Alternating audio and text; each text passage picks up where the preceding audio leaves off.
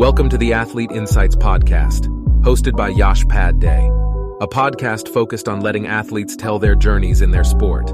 This podcast is presented by Boxed Water. Boxed water is better. Welcome into another episode of the Athlete Insights Podcast. Today I've got my guest, Eric Kurtz. He's the running backs coach and the director of football operations at Northwestern Oklahoma State University. So Eric, thank you for joining me, man. I know you're a little busy. I know you were recruiting last month. I know you got camp coming up here. So thanks for taking the time and, taking the time to talk to me on the podcast and talk about your career and future and things of that nature. I definitely appreciate it. I know I've been a little bit busier than I had hoped, but finally found some downtime, and it was perfect timing because camp is about a week away. Mm-hmm. So still a lot to get ready this upcoming week, but we'll be rolling pretty soon. Busy time in the football world here as we come to start the season here soon. But as I do on this podcast, I like to start off at the earliest memories or the early point of your career. I know you've got a unique perspective because you played up until the high school level, and then now you've coached at multiple stops, including Ball State, Independence College, and now Northwestern Oklahoma State University. And so talk about kind of, but I want to again throw it back to kind of your early years in football when you were playing. Talk about kind of your earliest memory with football. And kind of why football over, say, basketball, baseball, other sports such as that? Oh, I mean, growing up in Indiana, like huge Colts fan. I just remember always watching them, always loving the game. When I was about fifth grade, my uncle coached like at a youth league in Fort Wayne. Okay. I got into football that way, so it was cool to like spend time with him. Yeah. Learn the game from him, and it was fun, but didn't really experience much success at all. It was rough start to my career football wise, not gonna lie. Okay. And what is you said your earliest memory was your uncle coaching, and that kind of got you into football.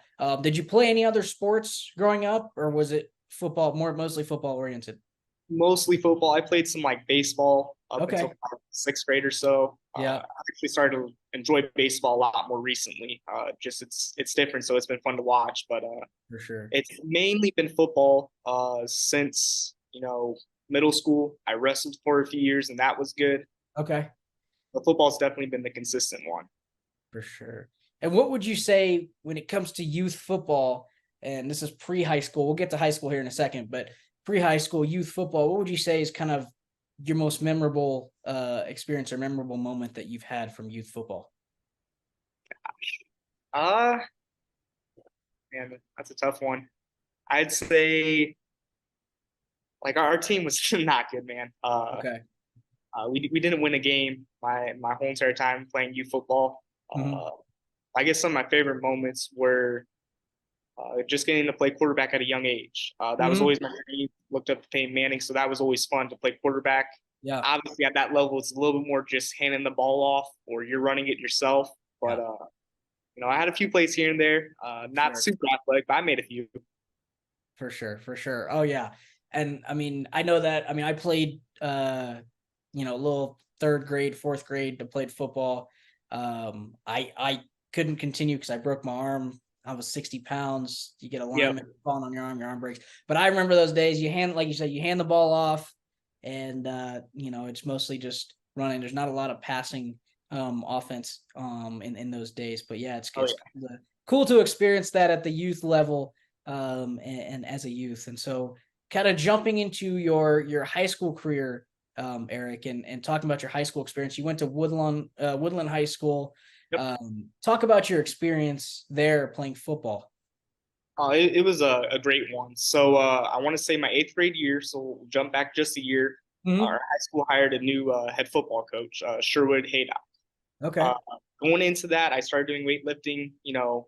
Winter, spring of my eighth grade year, and I remember I had one class with Mr. Haydock, Coach Haydock, and from that day forward, I was pretty much always by his hip. We talk about football all the time. Yeah, I helped design the uniforms. I was involved in just random ways as an eighth grader, Mm-hmm. and he really valued me, which I greatly appreciate, and gave me a chance. Because a lot of times, you know how it is, being a smaller stature, you don't always get Yeah. that opportunity. But he always gave me an opportunity, so that was cool. So going into my freshman year, obviously not going to play, Mm-hmm. but man, my role was to cheer on my teammates. Yeah. And I know after pretty much every game, I lost my voice Mm. because that's all I could do. So I'm going to do it to the best of my ability. For sure. For sure. And it reminds me, you talk about sitting on the bench cheering your teammates. Kind of reminds me of that I don't know if you've seen the clip of Gino Auriemma, the UConn head coach, and he talked about how, he likes guys, or he promotes girls that on his team that even when they're on the bench, they're cheering their teammates, they're supporting their teammates. So that, for you saying that kind of reminded me, kind of linked back to what I saw in that philosophy, that coaching philosophy. And we'll get into your coaching philosophy here in the future. But did you, and I know you didn't play at the college level, but did you have a recruiting process? Did you go through that, or were you set on, I'm done after high school? Man, I'm be honest. I think I played 70 snaps my senior year. Okay. I hardly played. Leading up before that, I fractured my C6 on the Okay. side right over here. Okay. Had some nerve issues, so that pretty much limited my time. So my recruiting process did not exist, but I had a really good friend in high school, Mitchell Van Brocklin, that was recruited by Marion. Went to a few games with them to go on visits. So it was cool to be a part of the recruiting process by, I guess, living through him. Yeah. So I got to experience it a little bit that way, but yeah, I personally did not have one. I knew you had mentioned you didn't play after high school, but I figured I ask all my guests or athletes kind of what they're recruiting, and since you were a player, I figured I'd see if there was one for you as well. So, but hey, it's okay. You're in the coaching business. You're still with you're still following the passion for football that you've had all these years. So let's get into college. And Ball State. You go to Ball State. You go to Muncie. Chirp chirp, baby. That's it's a special place in my heart.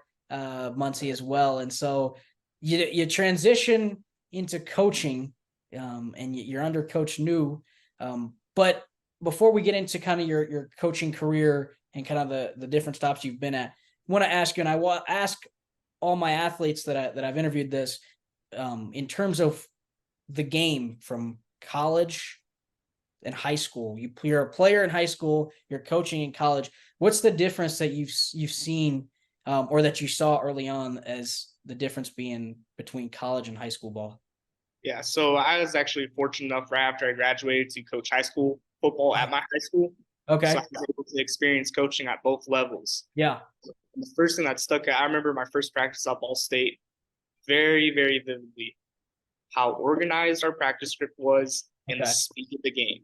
Yep. I was in absolute shock. Those two things like kind of punched me in the face, and I'm like, that first night in my dorm room, I'm just, what did I get myself into? Yeah. Because it was intense, and it was something I had not experienced at the high school level. And it was cool, but that's the main difference I saw right away, was the detail orientedness of it all, and the speed that things happened. For sure. And speed is a consistent among a lot of the athletes that I've talked to, in terms of the heightened level of speed at the college level versus the high school game. And so I kind of want to delve into a little bit more of your Ball State years. You're a student assistant coach there, like I said, under Coach New. What's the biggest kind of lesson or takeaway that you took away from being under Coach New and being on that staff? Probably the biggest one is being detail oriented. Mm-hmm. That's something that as a staff, everybody did really well. Yeah. And that was always important. So that's one thing that I've really taken away. That's something that's kind of one of my things that I have to be. So it's allowed me more opportunities. If I wasn't as detail oriented because of my time there, probably wouldn't be a DFO right now. So I definitely give a lot of credit towards that focus on making sure you take pride in those little things and that you're detail oriented. For sure. And details when it comes to football and specific. And I'm like I told you off the air, I'm coaching high school ball here in Greeley, and details are key. Knowing the details of each play, the intricacies of each play are a key aspect of whether you're winning or you're losing or you're building that camaraderie. So definitely, and Coach New, being around Coach New for 4 years when I was there, I definitely see there. 3 years, I had Coach Lembo was there prior my freshman year. So, but being around him for 3 years, I can definitely see that process. And I think I know the answer to this next question, but I'll ask it anyway. What's your most memorable Ball State moment coaching there as a student assistant? Yeah, so it definitely would have to be the whole entire season of 2020. Yeah. That's a rough year for a lot of people, and my year was rough. Outside of COVID, but yeah, I remember I got there for fall camp, first day of August or something, and 3 or 4 days later, I'm in the equipment room because at that point I had to help out in a lot of different areas because they couldn't have as many people there. Yeah. And I remember watching the TV that our season was canceled. Yeah. Oh, yeah. And man, I immediately packed up my stuff where I was staying at, and I went back home, and I just hung out with friends, cried, and it was tough because it was like, man, we felt something special going into it, and for it to be stripped away, stunk. It really did. But obviously, we had a chance for it to come back. Yeah. We lost our first game versus Miami of Ohio. It was a close one. Yeah. I remember it's me, Trey Utrecht, and Coach New. Yeah. And we're out there after the game. And Trey just was like, man, this is going to be the last time we lose the game all season. I remember him telling that to Coach New. And boy, did he mean it. And we went on to, win the MAC for the first time in, I want to say 26 years or 1996, I think, or something like that. 24 years. 24 years. That first bowl game ever. It was just special to be a part of that. Because everybody had to make sacrifices. I know the majority of our team was not going out. They were taking it very seriously, locking in and making sure that we took care of business. And it was awesome. For sure. That had to be special. First time in 24 years. And I know Bryce Cosby, I watched the interview with him after where he talked about Coach New and the way he had recruited back when 2017, 2018. He talked about how, the struggles that they had there led to the championship that you guys got in 2020. And so that had to be a special feeling for everybody on that staff and all the players and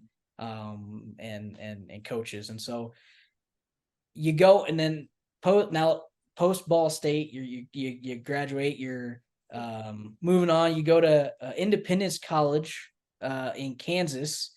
Oh yeah. And what's interesting is you have both sides. You have the defensive side, you have experience at the defensive side of the ball and the offensive side, because you started off as a defensive backs coach at Independence College, and talk about your experience there at ICC. So no, it was a good opportunity there. So I've always done everything offensively. I've been a quarterback since I was 10. Yeah. Hardly played defense, to be honest. But it was a great opportunity to learn. So I was underneath Coach Jason Martin, who's now the defensive back coach at Western Kentucky. Okay. But he was a great man to learn underneath, and it just has made me a more well-rounded coach. Every young coach that I come around, even in our own program, our own student assistants, I tell them, like, hey, you get an opportunity to coach the other side of the ball. Yeah. Do it. It's going to make you better. Yeah. But my time there, it was crazy. The JUCO life is different. Yeah. It is a struggle, but it definitely makes you a better coach. For sure. Any memorable moments? I'll ask you this again. Any memorable or anything that stuck out to you when you were there at ICC? I mean, it was great. So I don't know if you remember Chandler Dalkey. I briefly.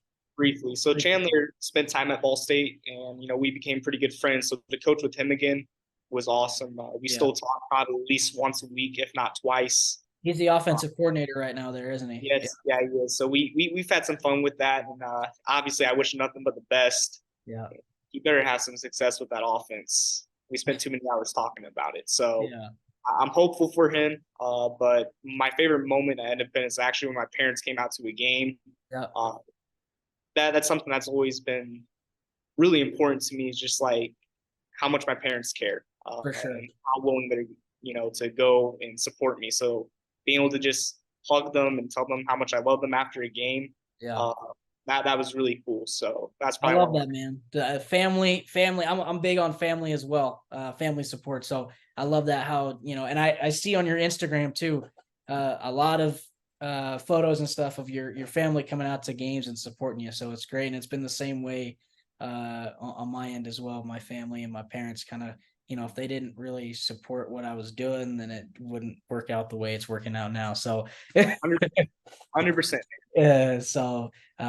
shout out to our parents there as well. And then you come to transition. Now you're at Northwestern Oklahoma State. You actually started off as a wide receivers coach, and then you Yeah. kind of transition now as a running backs coach as well. Talk about kind of your start so far at Northwestern Oklahoma. So I approach every school that I work out the same, which is I'm going to coach where I'm at right now. Yeah. There was times in Independence, I'll be honest, I wasn't as locked in as what I should have been. Just because of the struggles there. And that's a lesson I'm glad I learned early on, because here it's like I remember, okay, I'm going to coach wide receivers. I'm going to do the best I can with that. Yeah. Some stuff happened where now we need a running backs coach. And I could have looked at it two ways. I could have looked at it as, man, I don't know anything about running backs. I don't really want to coach running backs, or it's an opportunity to learn and get better. And I took it as that. So when that was presented to me, I'm like, yeah, let's get it. Let's go. So I remember calling up several of the people I know to get drills and to get prepared. One of them that as well, James Gilbert. I hit him up. I'm like, hey, man, I need some help here. And I remember telling my players, I'm like, I'm going to be honest with you guys. Haven't done anything with running backs since I was 12. Yeah. I'm going to give you everything I got. I'm going to learn this position better than you are. I'm going to do everything I can to make sure that you guys are prepared. You just got to believe that and trust me. So I really went out of my way to make sure that I quickly became knowledgeable on the position, find good drills, talk with people that have played it. So it's been good. It's been very good to switch over to running backs. I've really actually enjoyed coaching it. It's like an energy position. Yeah. And it's great because, I mean, you mentioned there you reached out to James Gilbert, who's now an offensive GA at Purdue. But it's great to have those connections. And I'm finding that too in my own life as well, having those connections and reaching out, right? Like you shouldn't, like, I feel like a lot of people that I've talked to, they're scared to like reach out and scared to like talk. But you're never gonna, like, for example, you mentioned there, you didn't really deal with the position since you were 12 years old. If you maybe you hadn't reached out to James Gilbert, you might not be as knowledgeable or might not be as content with the position and the skills there as you are today. So I think it's key, like what you mentioned there, is reaching out to and using the connections that you have to the best of your ability. So I definitely like how you did that, like how you mentioned that, because I'm a big believer in that too. Using those connections to the best of your ability. And so I talked about coaching philosophy early on, and I kind of want to dive into a little bit briefly about kind of when you've been under you've played under Coach Haydock, as you mentioned. You've coached under Coach New. You've coached at ICC under Coach Martin. Now you're at Northwestern Oklahoma State. You're coaching there. And so what, out of all those stops where you've been coaching, kind of how have you developed your coaching philosophy through that, and kind of how have you fit the pieces of the puzzle from the different coaches you've been under? I mean, I guess a lot of it kind of stems probably back to high school. So back on that, my role was literally just be a cheerleader at times, cheering on my team, being present that way. For sure. One of my biggest coaching points, one of my biggest things within my philosophy is know your role. Yeah. I say that to my guys as often as I can, because I think it's important. I want them to understand that, like, just because your role might not be what you want it to be, doesn't mean it's not important. So I always try to encourage them, man, if you're going to be the scout team, I want you to be the best scout team running back in the nation. If you're just scout team on kickoff, you better run down there as hard as you can and give it your all, and embrace that role that you have. So that's something I'm always preaching to my guys, is just know your role. And that just kind of developed, through my own experiences.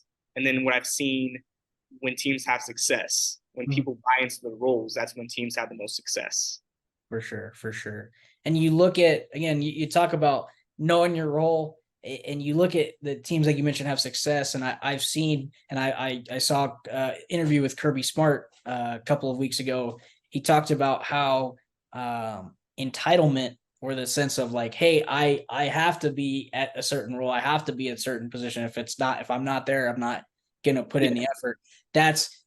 He said Georgia, he was talking about Georgia and how Georgia doesn't have that. And that's why they've been able to be so successful. So I mean, that fits right into that know your role philosophy of, as long as everybody's putting in, and again, goes to Bill Belichick's key point of do your job, right? Similar philosophy there. So I like how you've got that philosophy, and you've been able to pull from your experiences at Ball State, ICC, and now it's Northwestern Oklahoma. So it's been great to see that. And so we've talked about your past with playing at the youth level, the high school level, and now at the we're talking about your present now at Northwestern Oklahoma State. But I want to kind of talk about your future goals here before we conclude the podcast. Talk about your future goals, and what is your vision look like? If you had a Pinterest vision board for your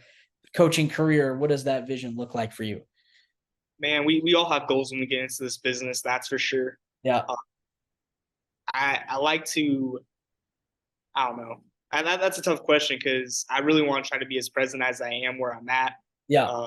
If you're looking too far down the road, you're going to miss out on some great stuff where you're at. For sure. Like where I'm at right now, I'm loving it. Yeah. Head coach Ronnie Jones is an awesome man to work for. So being here right now is where my future is. But long term, I would love to end up closer back to home in Indiana at some point. Coaching closer would be great. I'm a big homebody. I love my family to death.